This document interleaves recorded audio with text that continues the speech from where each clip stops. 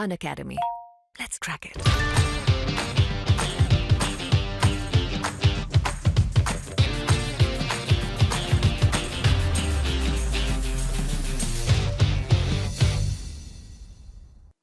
जो टॉपिक्स हम डिस्कस करने वाले हैं उनके बारे में बता देता हूँ आपको। ये है सजातीय श्रेणी के बारे में हम यहाँ पर डिस्कस करेंगे, यानी होमोलोगस सीरीज। ये प्रकार्यात्मक समूह के अंतर्गत जो अगले टॉपिक है वो ये है।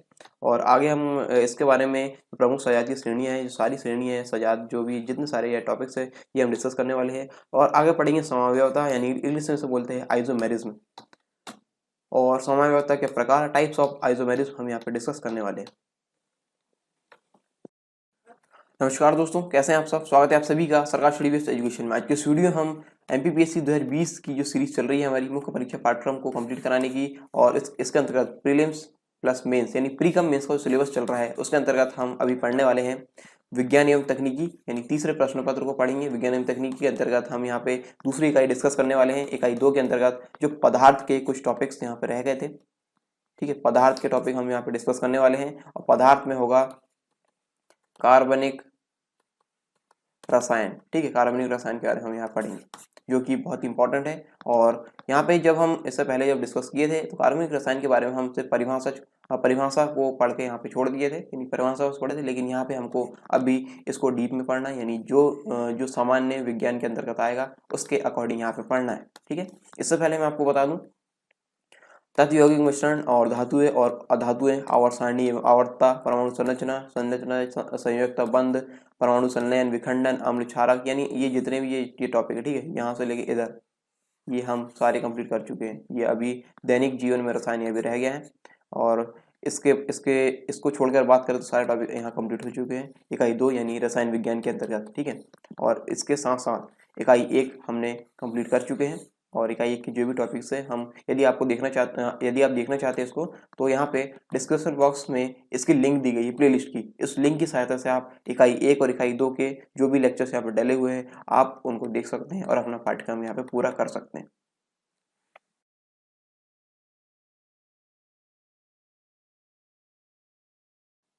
यदि आप एमपीपीएससी और व्यापमं संबंधित एग्जाम की तैयारी कर रहे हैं तो अनअकैडमी आपके लिए लेकर आया है फ्री लाइव क्लास और फ्री लाइव टेस्ट। इसमें आपको इंस्टॉल करना होगा अनअकैडमी का ऐप, और आप लॉगिन होंगे अपने फ़ोन नंबर से या फिर ईमेल आईडी से। इसके बाद आपको गोल चूज़ करना होगा एमपीपीएससी और व्यापम, और फिर आपको स्पेशल क्लासेस यहाँ पे मिलने लगेगी। और यहाँ पे enrol to free live class and get notification to attend them, इस प्रकार आपको यहाँ पे नोटिफिकेशन भी इसके मिलने लगेंगे जो फ्री लाइव क्लास है उसके।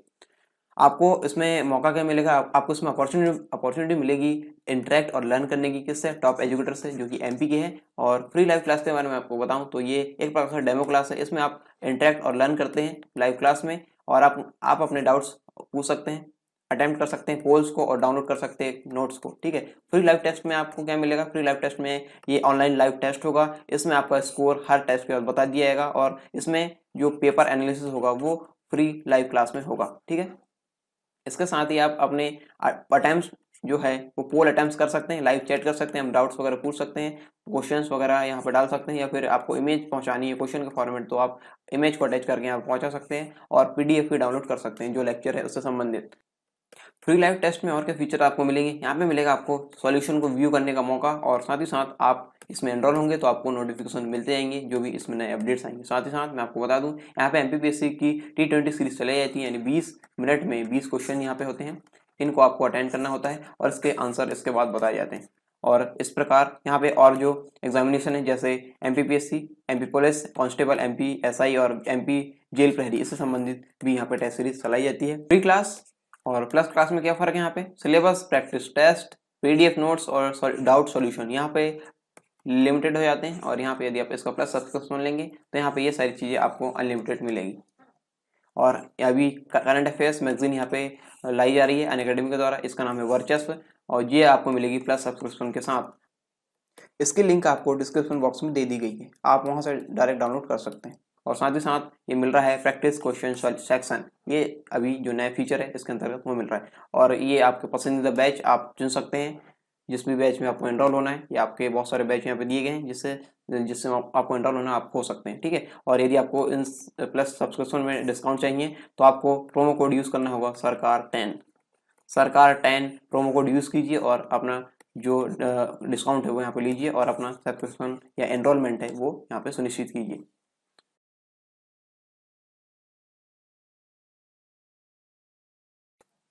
हम बात करेंगे कार्बनिक रसायन है वो किसके अंतर्गत हम पढ़ने वाले हैं। तो पदार्थ की अवस्थाएं में हमने देखा था भौतिक अवस्था और रासायनिक अवस्था, ठीक है। तो भौतिक अवस्था ये ठोस, द्रव, गैस, प्लाज्मा और बोस, आइंस्टीन, कंडेंसेट के बारे में हमने पढ़ा था। और इसके बाद हमने पढ़ा था रासायनिक अवस्था, ठीक है। तो यहाँ पे रासायनिक अवस्था में यहाँ पे देखिए यौगिक, यौगिक के अंतर्गत हमने यहाँ पे कार्बनिक यौगिक और अकार्बनिक यौगिक के बारे में डिस्कस किया था।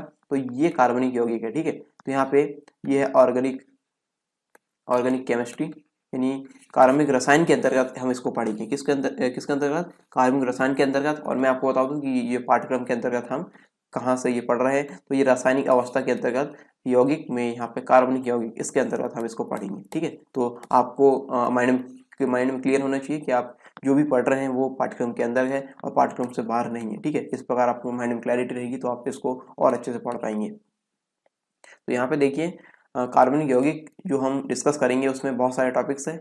उस टाइम क्यों डिस्कस नहीं किया गया? क्योंकि यहाँ पे मुझे लग रहा था कि इसको डिस्कस नहीं किया जाए, लेकिन यहाँ पे इसको डिस्कस करना पड़ेगा।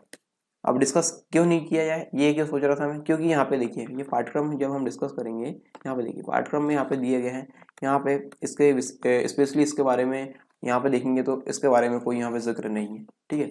लेकिन जब मैंने अपने टीचर से और सीनियर से यहाँ पे डिस्कस किया तो यहाँ पे उन्होंने कहा कि ये 10th, ठीक है, 10th की एनसीईआरटी का लेवल है जो अभी हम डिस्कस करने वाले कार्बनिक रसायन, तो उसका लेवल है। तो आपको ये जरूरी है कि वहाँ तक आपका सिलेबस कंप्लीट होना चाहिए, ठीक है। सामान्य विज्ञान के अंतर्गत 10वीं तक की जो एनसीईआरटीज रहती है वो यहाँ पे कवर होती है। तो वहाँ पे 10वीं कक्षा तक की एनसीईआरटी में जो भी पाठ्यक्रम वहाँ पे दिए हैं, तो आप पदार्थ के बारे में तो आपको वो सारी चीज़ें कवर करना चाहिए। ये मुझे डिस्कस के बाद यहाँ पे मैं इस निष्कर्ष में पहुँच पाया हूँ कि ये सारी चीज़ें हमको कवर करना चाहिए, ठीक है। इसलिए ये लेक्चर में लेकर आ रहा हूँ और ये ज़रूरी भी है क्योंकि इसके अंतर्गत बहुत सारी चीज़ें ऐसी है जो हमारे डेली लाइफ में यूज़ करते हैं, जो कि सामान्य विज्ञान के अंतर्गत आती है। और एक सामान्य विज्ञान का छात्र होने के नाते ये सारी चीज़ें हमें पढ़ना भी जरूरी है, ठीक है। एग्जाम में आना या ना आना ये फिर सेकेंडरी मैटर हो जाएगा, ठीक है।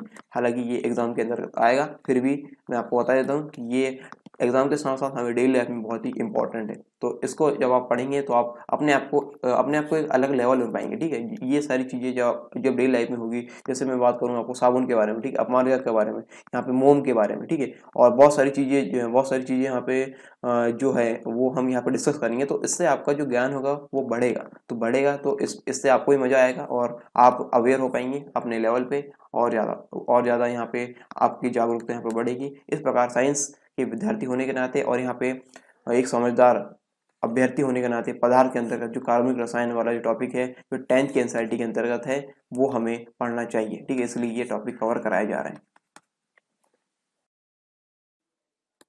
प्रकार्यात्मक समूह के बाद हम पढ़ने वाले हैं, यानी फंक्शनल ग्रुप के बाद हम पढ़ने वाले हैं इसी के आगे का सजातीय श्रेणी यानी होमोलोगस सीरीज, ठीक है। ये फंक्शनल ग्रुप के आगे का टॉपिक है।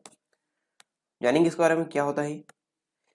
कार्बनिक यौगिकों का ऐसा समूह जिसके प्रत्येक यौगिक में एक समान प्रकार्यात्मक या क्रियात्मक या फंक्शनल ग्रुप, ठीक है। क्रियात्मक समूह, प्रकार्यात्मक समूह या फिर फंक्शनल ग्रुप, ये तीनों एक ही चीज है जिसके अलग अलग नाम यहाँ पे दिए गए हैं, उपस्थित हो। इसमें एक ही प्रकार के प्रकार्यात्मक समूह या फंक्शनल ग्रुप उपस्थित हो, उसे कार्बनिक यौगिकों की सजातीय श्रेणी अथवा समजातीय श्रेणी कहा जाता है। तथा सजातीय श्रेणी की यौगिकों को सजात अथवा समजात, ठीक है, होमोलोगस कहा जाता है। यहाँ पे देखिए यदि फंक्शनल ग्रुप यहाँ पे समान हो, कोई भी यौगिक है, मान लीजिए यहाँ पे CHO फंक्शनल ग्रुप है, ठीक है, CHO यहाँ पे फंक्शनल ग्रुप है, तो सभी के यदि फंक्शनल ग्रुप यहाँ पे समान है, फंक्शनल ग्रुप यदि समान है, CHO मान लीजिए ये X Y Z इस प्रकार से CHO यहाँ पे जुड़ रहे हैं, ठीक है। तो यहाँ पे यदि इस प्रकार से जुड़ रहे हैं तो ये इनमें जो फंक्शनल ग्रुप है यानी प्रकार्यात्मक समूह वो समान है, तो ये सजातीय श्रेणी होगी, ठीक है। सजातीय श्रेणी के यौगिक होंगे और ये जो प्रत्येक यौगिक है वो समजात होंगे या फिर सजात होंगे, ठीक है। इसको इंग्लिश में होमोलोगस कहा जाता है। क्या कहा जाता है? होमोलोगस, यानी 1 2 ये 3 आपस में समजात होंगे या सजात होंगे या फिर इंग्लिश में से बोलेंगे होमोलोगस, ठीक है। एक समान प्रकार्यात्मक समूह उपस्थित होने के कारण सजातीय श्रेणी के सभी यौगिकों के रासायनिक गुणधर्म समान होते हैं। यहाँ मैंने एग्जांपल लिया था CHO का, अब मैं बात कर रहा हूँ OH की, ठीक है। OH ये फंक्शनल ग्रुप है। यहाँ पे यदि इसमें OH फंक्शनल ग्रुप है तो इसमें जो जो जुड़े होंगे, जो भी यहाँ पे X Y Z जो भी यहाँ पे आगे इसके जुड़े होंगे, या फिर जो भी यौगिक जिस भी यौगिक में जुड़ा होगा तो उसके रासायनिक गुणधर्म समान होते हैं, ठीक है। ये सभी यौगिक उनमें उपस्थित मैथिलीन समूह यानी CH2 मैथिलीन समूह की संख्या के आधार पर एक दूसरे से भिन्न होते हैं, ठीक है। अब इनकी भिन्नता कैसे कैसे पहचानेंगे? ये यहाँ फंक्शनल ग्रुप तो सेम है, रासायनिक गुण भी यहाँ पे गुणधर्म यहाँ पे सेम दर्शा रहा है, यानी समान दर्शा रहा है, लेकिन इनमें फर्क क्या होगा? इनमें फर्क होगा मैथिलीन समूह को यानी CH2 समूह का। इनकी संख्या के आधार पर एक दूसरे से भिन्न होते हैं। किसी सजातीय श्रेणी के क्रमागत यौगिकों के अणु यानी क्रमागत यानी कार्बन की संख्या 1, कार्बन संख्या 2, कार्बन संख्या 3, तो ये होगा क्रमागत, ठीक है। तो क्रमागत यौगिकों के अणुओं में CH2 इकाई का अंतर होता है, CH2 इकाई का यहाँ पे अंतर होता है। अगली स्लाइड में हम इसको पढ़ेंगे। सजातीय श्रेणी के सभी सदस्य यौगिकों के एक समान सूत्र यानी जनरल फॉर्मूला द्वारा प्रदर्शित किया जाता है, जिसके प्रमुख उदाहरण निम्न होते हैं। ये देखिए इस वाली स्लाइड में यहाँ पे है प्रमुख सजातीय श्रेणियां यानी मेजर होमोलोगस सीरीज, ठीक है। यहाँ पे देखिए, यहाँ पे सजातीय श्रेणी यानी होमोलोगस सीरीज यहाँ पे दी गई है, और यहाँ पे सामान्य सूत्र इनके दिए गए हैं। और ये इसका मतलब क्या है? सामान्य सूत्र मतलब क्या है कि इसके जो भी एग्जाम्पल रहेंगे इसी फॉर्मूले से निकलेंगे, ठीक है। इसी फॉर्मूले पे फिट बैठेंगे। और यहाँ पे एग्जाम्पल है सजात के यानी होमोलोगस के। तो यहाँ पे हम बात करते हैं एल्केन की, ठीक है। एल्केन की बात करेंगे। एल्केन यहाँ पे प्रकार्यात्मक समूह है, और यहाँ पे इसका सूत्र होता है CnH2n+2, 2n+2। यहाँ पे देखिए, यहाँ संख्या पे आप डिस्टर्ब नहीं करना, क्योंकि संख्या यदि डिस्टर्ब होगी तो यहाँ पे इनके फॉर्मूले गलत निकलेंगे, ठीक है। यहाँ पे देखिए, और CN2n+2 यहाँ पे ये दिया है। अब n का मान क्या है? यहाँ पे n का मान हो सकता है 1 2 3 4, इस प्रकार से हो सकता है, आगे जाएगा ये, ठीक है। यहाँ पे देखिए CnH2n+2, तो यहाँ पे देखिए हम पहला रख रहे हैं, एक रख रहे हैं, ठीक है, एक रख रहे हैं, C1 हो गया, ठीक है। H यहाँ पे एक रखेंगे तो 2 1+2 हो जाएगा, ठीक है। तो इस प्रकार यहाँ पे कितने आएगा? C1 H 2 1 कम 2 2 दूनी 4 CH4, तो ये आ गया CH4। ये हो गया मेथेन, ये हो गया क्या? मेथेन। यहाँ पे है कार्बन, जो कार्बन की संख्या यहाँ पे 1 है, ठीक है, कार्बन की संख्या यहाँ पे 1 है, तो ये हो गया मेथेन, ठीक है। अब यहाँ पे देखिए, मैं यहाँ पे आपको एक चीज बताना चाह रहा हूँ कि जो क्रमागत वाली जो रहेंगी ना, क्रमागत कैसे यहाँ पे CH2 का फर्क आएगा, CH2 का फर्क यहाँ पे कैसे आएगा? अब देखिए, क्रमागत यानी एक के बाद दो, ठीक है, दूसरे नंबर पे हम लेते हैं, तो यहाँ पे देखिए फॉर टू, ठीक है, दो वाले यानी n का मान यहाँ 2 रखेंगे, तब क्या कंडीशन बनेगी? यहाँ पे देखिए बहुत ही आसान है, हम यहाँ पे सिर्फ फॉर्मूले पे सिर्फ n की वैल्यू रख रहे हैं और आगे सॉल्व कर रहे हैं, ठीक है। थोड़ा सा वहाँ पे मल्टीप्लाई करके प्लस कर रहे हैं, बाकी यहाँ पे इस फॉर्मूले में और ज़्यादा कुछ नहीं रखा है, ठीक है। तो यहाँ पे C2 रख रहे हैं क्योंकि यहाँ पे n का मान हमने 2 रखे, इस वाले फॉर्मूले देखिए, ठीक है। H2 ये यहाँ पे दिया गया है। अब यहाँ पे देखिए n का मान है यहाँ पे 2 धन 1, 2 धन 2, ठीक है, 2 धन 2 है, 1 नहीं। यहाँ पे हो गया। अब देखिए इसको सॉल्व कीजिए, C2 तो 2 दूनी 4, 4 2 6 हो गया, ठीक है। इस प्रकार ये थोड़ी सी मैथ्स वहाँ पे, ज़्यादा कुछ नहीं है, पहली दूसरी की गणित है यहाँ पे, और कुछ नहीं। 2 दूनी 4, 4 2 6 हो गया, ठीक है। C2H6, तो ये हो गया क्या? C2H6, ये हो गया एथेन, ये हो गया एथेन, ठीक है। अब यहाँ पे इसी प्रकार हम यहाँ पे ले लेंगे क्या? 3 वाला, ठीक है। तीनों मैं आपको बता रहा हूँ क्योंकि एक में मेहनत कर लूंगा तो आप बाकी सारे कर लेंगे, ठीक है। एक यदि मैंने बता दिया, एल्केन का बता दूंगा तो ये आप सारे ये कर लेंगे, ठीक है, ये सारे आप कर लेंगे, बहुत ही आसान है। यहाँ पे देखिए सी का मान, सी में n का मान यहाँ पे 3 रखेंगे तो C3 हो जाएगा, ठीक है। 3 रखना है यहाँ पे, C3 हो जाएगा इस वाले फॉर्मूले में। C3 ये हो गया, एक मिनट में पेन चेंज कर लेता हूँ, ठीक है। ये होगा C3, फिर यहाँ पे हो गया H2, n का मान फिर रखेंगे यहाँ पे, n का मान हो गया 3 + 2, ठीक है, 3 + 2, 3 धन 2 हो गया यहाँ पे C3H। अब यहाँ पे 3 दूनी 6, 6 2 8, C3H8। यहाँ पे देखिए इतना हो गया, देखिए आप CH4, C2H6 और C3H8। अब यहाँ पे देखिए एक चीज कॉमन यहाँ पे मिलेगी आपको, जो कि मैंने पिछली स्लाइड में बताया हूँ। एक चीज कॉमन ये मिलेगी कि इनमें फर्क होगा किसका? CH2 समूह का, CH2 का, इसमें फर्क होगा CH2, यानी CH2 का अंतर होगा। यहाँ पे देखिए कैसे होगा, यहाँ पे C3H8 और C2H6 में यहाँ पे माइनस कीजिए कार्बन की संख्या और हाइड्रोजन की संख्या, यहाँ पे कैलकुलेट कीजिए। यहाँ पे C3 है और यहाँ पे C2 है। C3 में से C2 गया कितना बचेगा, C बचेगा, एक C बचेगा, ठीक है। और 8 में से 6 गया कितना बचेगा, 2, यानी हाइड्रोजन 8 में से 6 कितने बचेंगे, 2। यहाँ पे होगा CH2, इसमें कितना फर्क, कितने का फर्क होगा, CH2 का फर्क होगा। इसी प्रकार यहाँ पे देखिए C2H6 और CH4 में यहाँ पे देखिए कार्बन की संख्या कैलकुलेट कीजिए, C2 और C यहाँ पे 2 है और यहाँ पे 1 है, तो इसका अंतर कितना हो जाएगा, एक C का अंतर हो जाएगा, यानी एक कार्बन का अंतर हो जाएगा, एक कार्बन परमाणु का अंतर हो जाएगा। और यहाँ पे है हाइड्रोजन H6 है और H4 है, तो यहाँ पे 6 में से 4 के कितने बचेंगे, 2, तो H2 हो जाएगा। तो ये मैं आपको बताना चाह रहा था, यहाँ पे CH2 का जो अंतर है वो किस प्रकार इनमें रहता है, जो सजातीय श्रेणी रहती है, इनमें जो क्रमागत यौगिक रहते हैं उसमें CH2 का अंतर होता है, ठीक है। यहाँ पे देखिए जो मैंने आपको बताया था अभी, जो यहाँ पे हमने बात किए थे, श्रेणी के सभी यौगिक के रासायनिक गुणधर्म समान होते हैं। ये सभी यौगिक उनमें उपस्थित मैथिलीन समूह यानी CH2 की संख्या के आधार पर एक दूसरे से भिन्न होते हैं।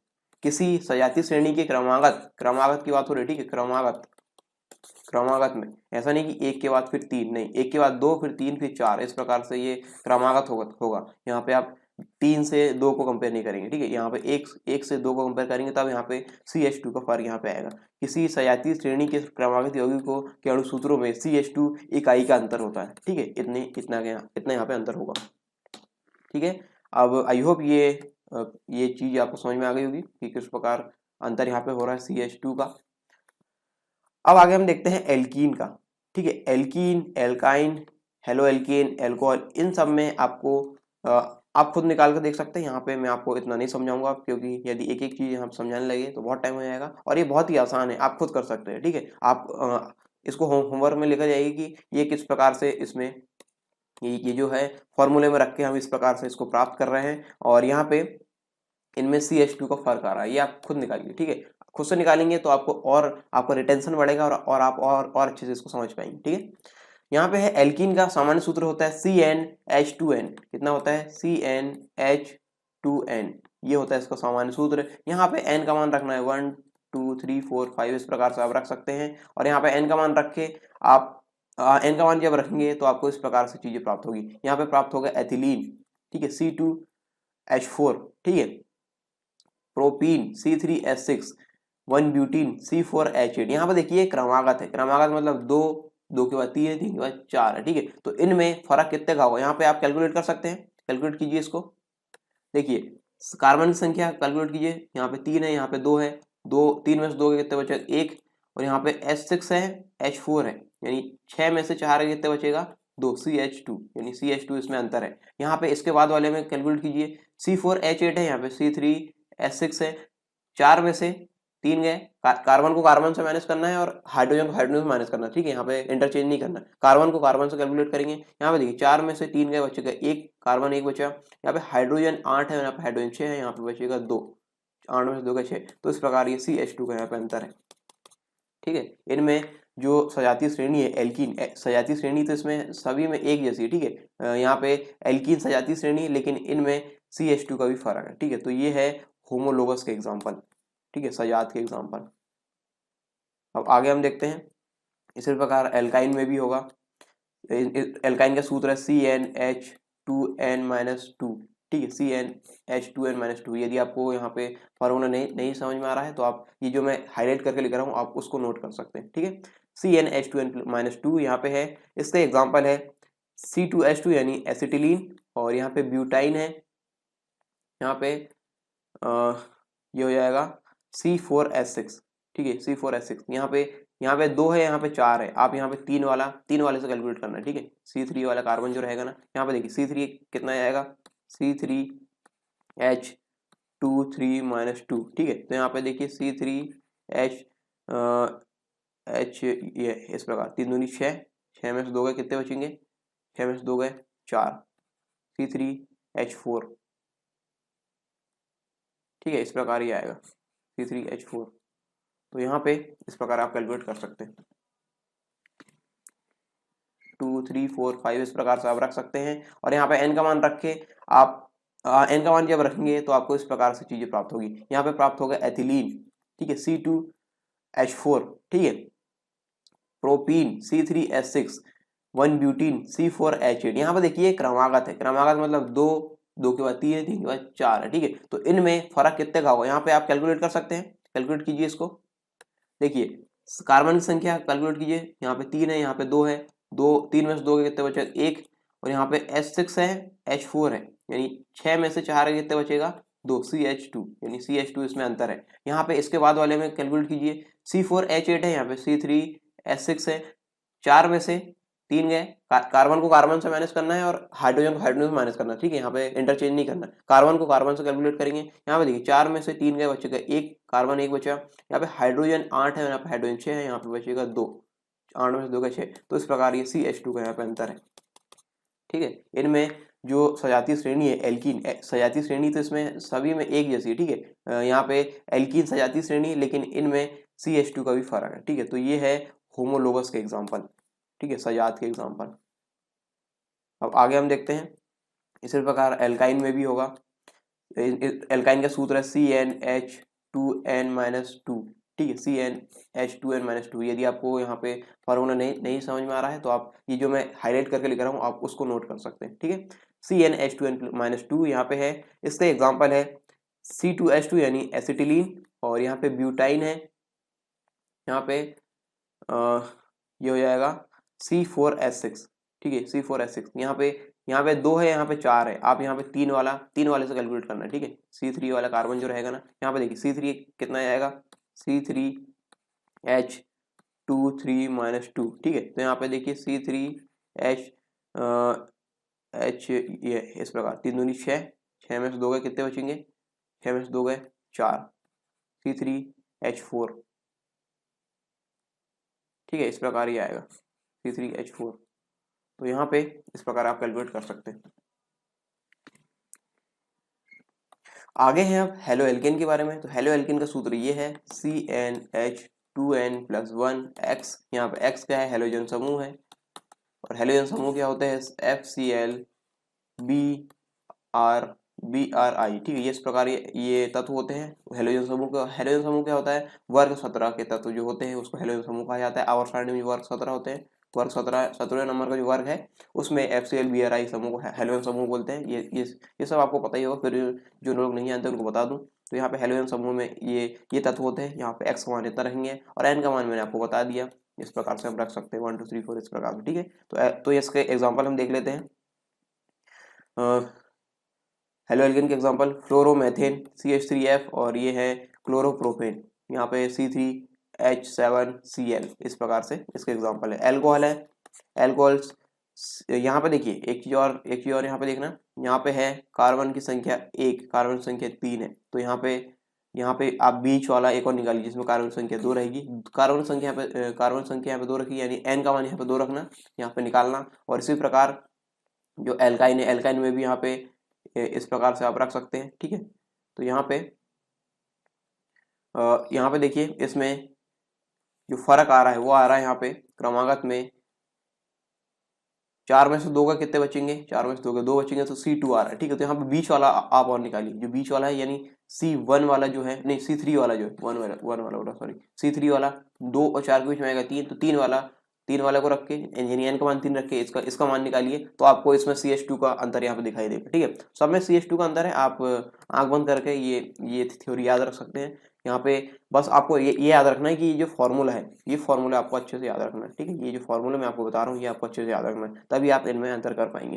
अगला है एल्कोहल। एल्कोहल का सूत्र यहाँ पे है CnH2n+1OH, ठीक है। एल्कोहल का सूत्र है CnH2n+1OH, ये होता है एल्कोहल का सूत्र। एल्कोहल यानी यहाँ पे सजातीय श्रेणी इसकी जो बनेगी इसका सामान्य सूत्र यही होगा, और इसमें CH2 का यहाँ पे फर्क होगा, ठीक है। OH यहाँ प्रकारात्मक समूह में कॉमन रहेगा।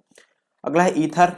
ईथर के बारे में बात करेंगे। ईथर में क्या होगा, CnH2n+2, ये इसका सामान्य सूत्र है।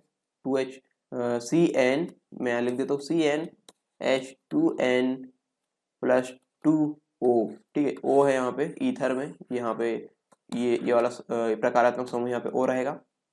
यहाँ पे देखिए इसका एग्जांपल है, यहाँ पे डाईमेथिल ईथर ये है इसका एग्जांपल, और मेथॉक्सी ईथेन ये है इसका एग्जांपल, ठीक है। तो यहाँ पे क्रमागत में CH2 का यहाँ पे फर्क देखने को मिलेगा। ठीक है, आप कैलकुलेट कर लेना इसमें, इतने का ही फर्क यहाँ पे मिलेगा। अगला है एल्डिहाइड, और ये क्या करते हैं, ये इनके सभी यौगिकों के रासायनिक गुण यहाँ पे समान रहते हैं। ये सभी इस वाले ग्रुप में जो भी है ना इसके समान रहेंगे, इस वाले में जो इसको समान रहेंगे सारे के, यानी प्रकारात्मक समूह समान है तो इनके रासायनिक गुण समान रहेंगे। ये एक चीज और आप याद रखिए। ठीक है, अगला है एल्डिहाइड वाले प्रकारात्मक समूह के बारे में देखते हैं। तो एल्डिहाइड वाले प्रकारात्मक समूह में इसका सामान्य सूत्र होता है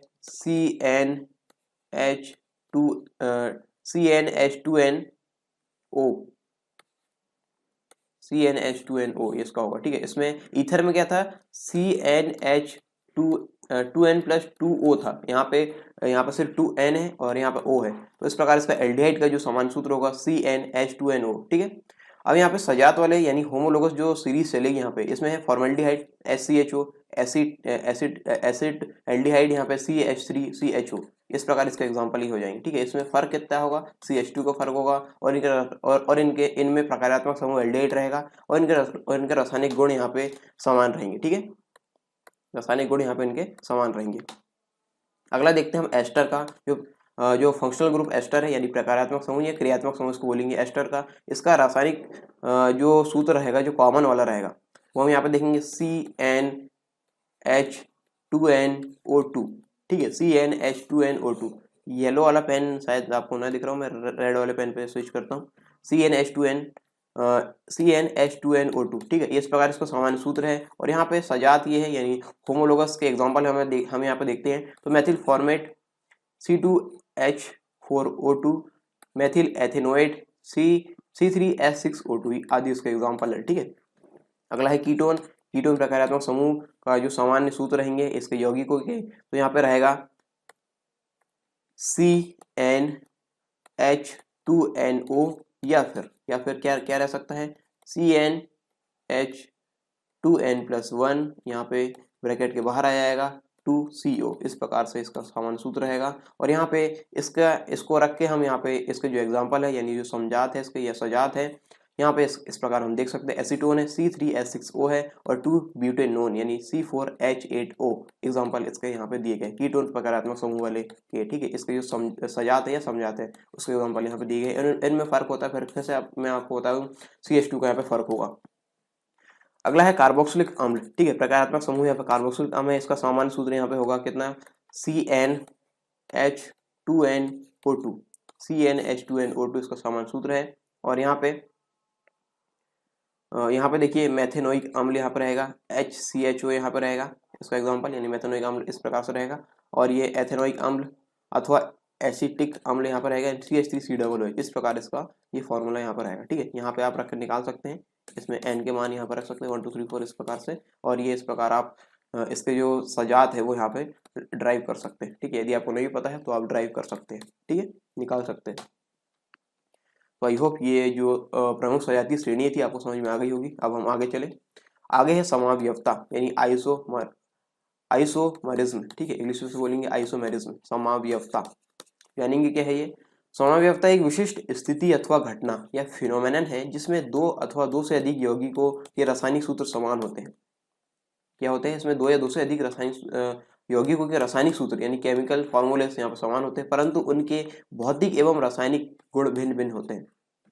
इनके रासायनिक सूत्र यहाँ पे समान होंगे। ठीक है, जैसे यहाँ पे एग्जांपल है C4H10, यहाँ पे इनके रासायनिक सूत्र समान है, लेकिन यहाँ पे क्या होंगे, उनके भौतिक और रासायनिक गुण यहाँ पे अलग अलग है। इनके भौतिक और रासायनिक गुण यहाँ पे दोनों के अलग अलग है, यानी N-ब्यूटेन और आइसोब्यूटेन में यदि बात करें तो इन दोनों के भौतिक और रासायनिक गुण यहाँ पे भिन्न भिन्न दर्शाएंगे। अर्थात इन यौगिकों के आणविक संगठन यानी मॉलिक्यूलर कंपोजिशन में सम्मिलित तत्वों तथा उनके परमाणु की संख्या समान होती है। यानी यहाँ पे जैसे इनमें जो भी इस यौगिक में जो भी परमाणु या तत्व है, यहाँ पे जैसे कार्बन है और हाइड्रोजन है। ठीक है, यहाँ पे 4 है और यहाँ पे 10 है, इनकी संख्या यहाँ पे समान रहेगी।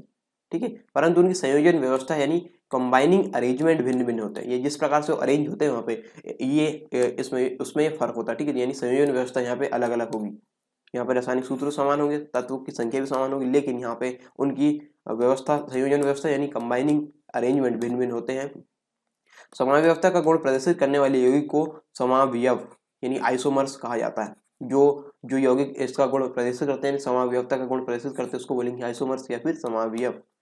जैसे एग्जांपल मैंने दिया एन-ब्यूटेन यानी C4H10 एवं आइसोब्यूटेन C4H10, ये दो समावयव यौगिक है। यहाँ पे देखिए इसका एग्जांपल मैं आपको बता रहा हूँ। यहाँ पे C4H10 है, C4H10 यहाँ पे इनका रासायनिक सूत्र सेम है, लेकिन यहाँ पे देखिए इनका अरेंजमेंट देखिए, इनका अरेंजमेंट यहाँ पे श्रृंखला में, ये श्रृंखला में है, जो एन-ब्यूटेन है वो श्रृंखला में है, लेकिन आइसोब्यूटेन यहाँ पे शाखित में है, शाखा में है, ठीक है, ये शाखा में है। तो यहाँ पे इस प्रकार इनकी जो अरेंजमेंट है, यानी जो व्यवस्था है इनकी, जिस व्यवस्था में जमे है वो यहाँ पे भिन्न है, ठीक है। तो इस प्रकार ये इनके भौतिक और रासायनिक गुण यहाँ पे भिन्न हो जाएंगे इससे, ठीक है। आगे देखते हैं समावयवता के प्रकार, यानी टाइप्स ऑफ आइसोमर्स। ये तो एक नॉर्मल सा एग्जांपल था। अब इसके आगे हम बहुत सारे एग्जांपल इसके देखने वाले। यानी टाइप्स ऑफ आइसोमर्स में दो प्रकार होते हैं यहाँ पे मुख्यतः। पहला है संरचनात्मक समावयवता यानी स्ट्रक्चरल आइसोमरिज्म, और यहाँ पे त्रिवी में समावयवता यानी स्टीरियो आइसोमरिज्म, ठीक है। संरचनात्मक समावयवता के अंतर्गत यहाँ पे फिर से ये 4 भागों में यानी 4 उपवर्गों में यहाँ पे विभाजित है। श्रृंखला समावयवता और ये स्थिति समावयवता। तीसरा है क्रियात्मक समूह समावयवता, यहाँ पे मध्यावयवता, ठीक है। श्रृंखला यहाँ पे भिन्न होगी, स्थिति में स्थिति का हेरफेर यहाँ पर रहेगा, क्रियात्मक समूह में क्रियात्मक समूह यहाँ पे चेंज रहेगा, और इस प्रकार ये मध्यावयवता हम और देख लेंगे, ठीक है। यहाँ पे है त्रिविम समावयवता के अंतर्गत ज्यामितीय समावयवता यानी जियोमेट्रिक आइसोमेरिज्म, और प्रकाशीय समावयवता यानी ऑप्टिकल आइसोमेरिज्म, ठीक है।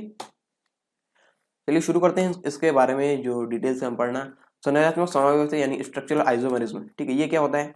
संरचनात्मक समावयवता में यौगिकों के अणुसूत्र एक समान होते हैं, परंतु उनमें परमाणुओं के परस्पर जुड़ने का क्रम भिन्न होता है।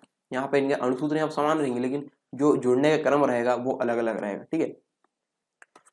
और ये संरचनात्मक जो समावयवता है इसके 3 प्रकार हो सकते हैं। यहाँ पे देखिए श्रृंखला समावयवता, और दूसरा है यहाँ पे स्थिति समावयवता, तीसरा है क्रियात्मक समूह समावयवता, और ये है मध्यावयवता, ठीक है। तो इस प्रकार इसके प्रकार है।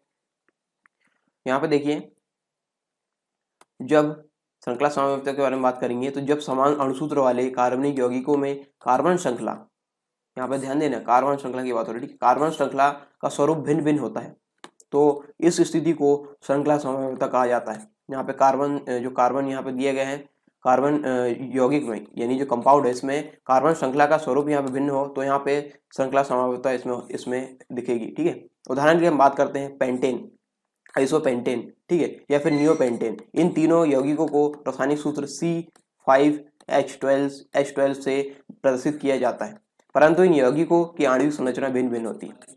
यहाँ पे देखिए आणविक संरचना इसमें देखेंगे, यहाँ पे देखिए संरचना में यहाँ पे भिन्नता आपको मिलेगी। यहाँ पेंटेन में देखिए, पेंटेन में यहाँ पे श्रृंखला में मिला है, ठीक है, श्रृंखला में। यहाँ पे आइसोपेंटेन में यहाँ पे देखिए ये यहाँ पे इसमें जो अरेंजमेंट दिया है, अरेंजमेंट यहाँ पे अलग है, ठीक है। यहाँ पे शाखाएं बनना शुरू हो गई, एक शाखा यहाँ पे बन गई, ठीक है। और यहाँ पे नियोपेंटेन में यहाँ पे जो पेरेंट कार्बन यानी जो मुख्य कार्बन यानी कार्बन जो मुख्य वाला जो कार्बन है, ठीक है, यार इसको पेरेंट कार्बन बोल सकते हैं, उसमें ही जो सारे कार्बन है वो यहाँ पे जुड़े हुए, कार्बन जो समूह है वो यहाँ पे जुड़े हुए हैं। तो ये हो गया इस प्रकार नियोपेंटेन, ठीक है।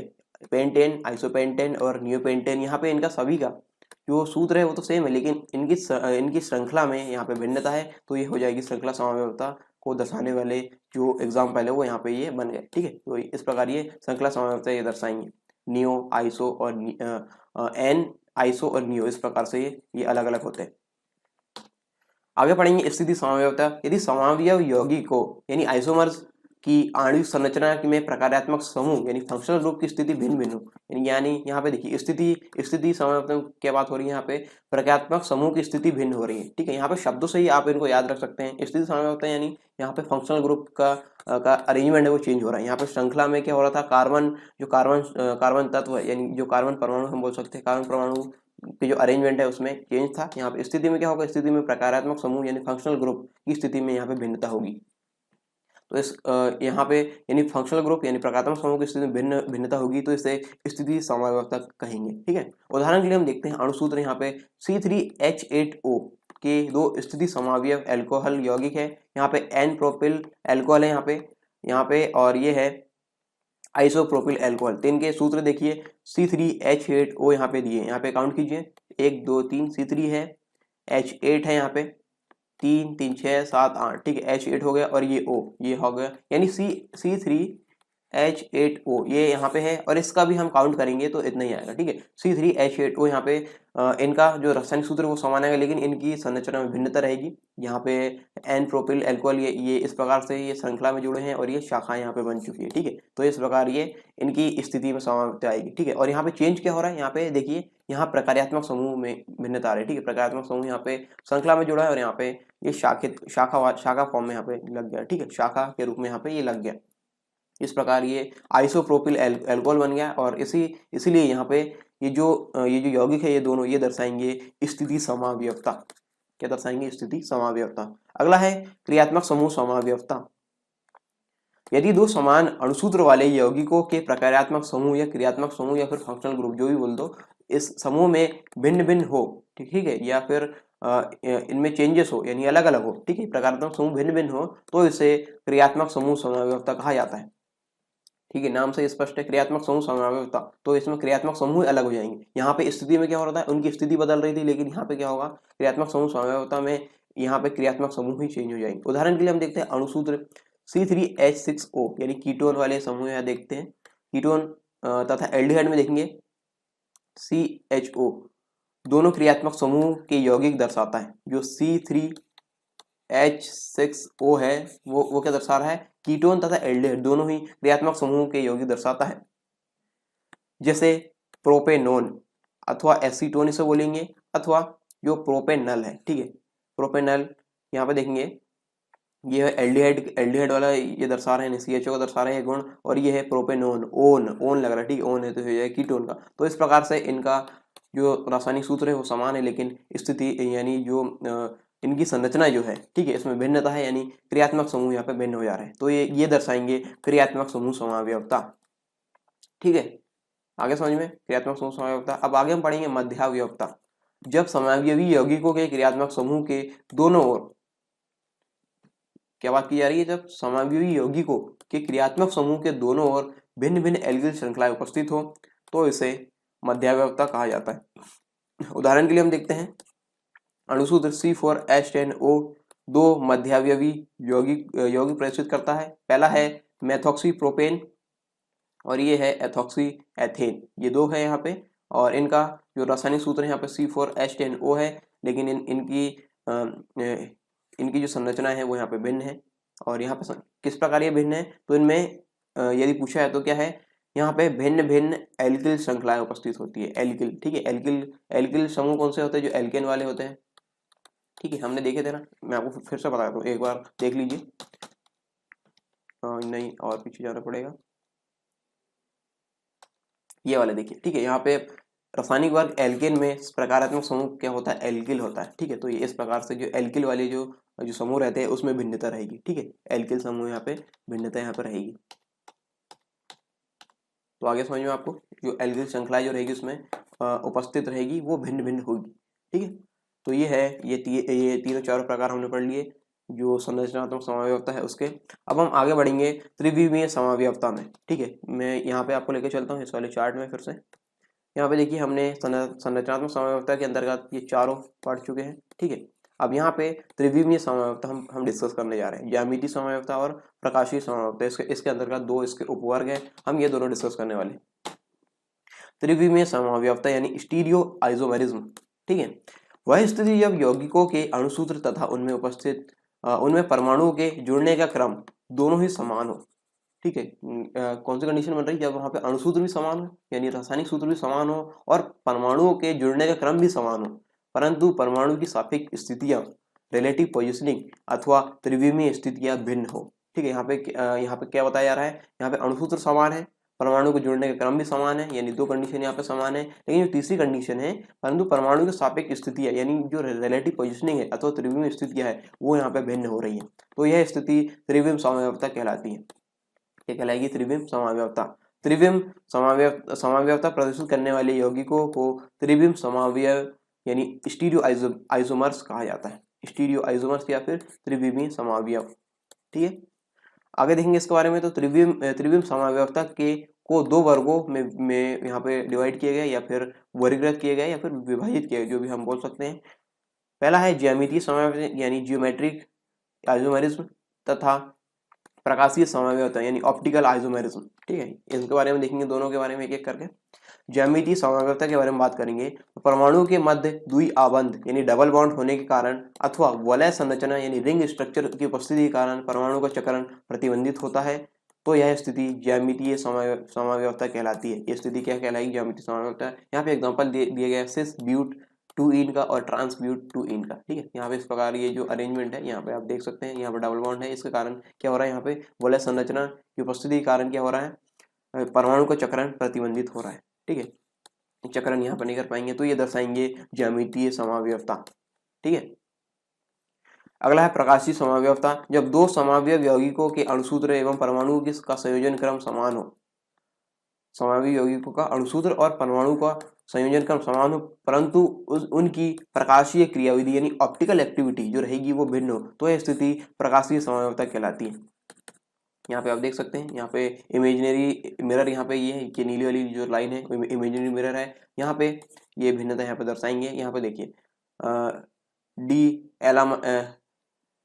एलानीन यहाँ पे है और एल एलानीन यहाँ पे है। ठीक है,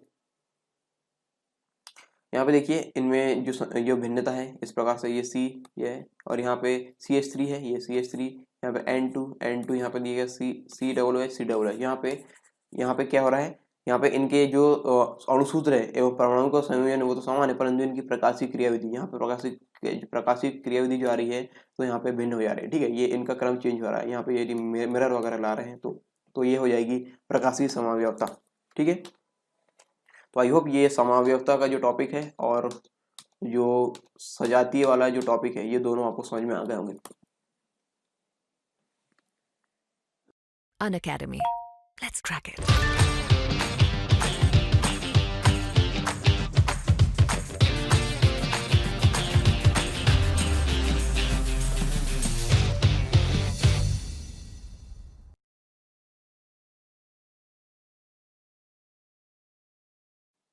यदि आप MPPSC और व्याकरण संबंधित एग्जाम की तैयारी कर रहे हैं तो अनअकैडमी आपके लिए लेकर आया है फ्री लाइव क्लास और फ्री लाइव टेस्ट। इसमें आपको इंस्टॉल करना होगा अनअकैडमी का ऐप और आप लॉगिन होंगे अपने फ़ोन नंबर से या फिर ईमेल आईडी से। इसके बाद आपको गोल चूज़ करना होगा MPPSC और व्यापम और फिर आपको स्पेशल क्लासेस यहाँ पे मिलने लगेगी और यहाँ पे enrol to free live class and get notification to attend them. इस प्रकार आपको यहाँ पे नोटिफिकेशन भी इसके मिलने लगेंगे जो फ्री लाइव क्लास है उसके।